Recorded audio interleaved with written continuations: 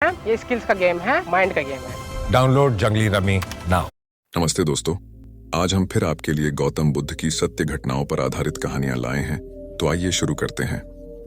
नमो बुद्धाय आपके जीवन को बेहतर बनाने का एक सकारात्मक तरीका है कि आप हर दिन एक प्रेरणादायक कहानी जरूर सुनें। प्रेरणादायक कहानियां गहरे स्तर के ज्ञान को सीखने का एक शानदार तरीका है। यहाँ कुछ लघु प्रेरणादायक कहानियों का संग्रह है जो आपके मन और आत्मा के उत्थान की शक्ति को बढ़ा सकती है। प्रेरणादायक कहानियां हमेशा हमारे जीवन में महत्वपूर्ण भूमिका निभाती हैं क्योंकि हम ऐसी कहानियों से बहुत कुछ सीख सकते हैं। प्रेरणादायक कहानियों का इतिहास उतना ही पुराना है जितना कि स्वर्ग और नर्क की अवधारणा। कोई भी निर्धारित नहीं कर सकता है कि ये कहानियां वास्तव में कहां से शुरू हुई हैं, लेकिन तथ्य यह है कि ये कहानियां आत्म प्रेरणा और किसी के व्यक्तित्व को विकसित करने में महत्वपूर्ण भूमिका निभाती हैं।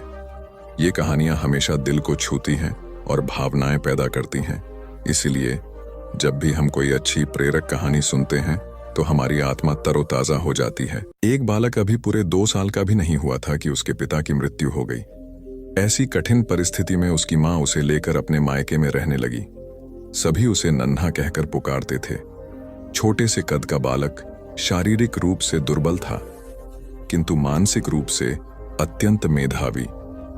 उसे जो कुछ भी कहा या सिखाया जाता वह बड़े मनोयोग से उसे ग्रहण करता था।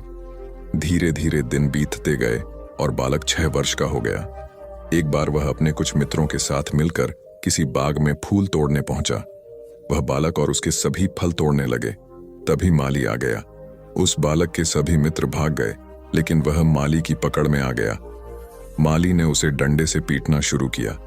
नन्हा मार खाता रहा और फिर धीमी आवाज में माली से बोला, मेरे पिता इस दुनिया में नहीं है, इसलिए तुम मुझे इस तरह मार रहे हो। बालक की बात सुनकर माली का हाथ रुक गया।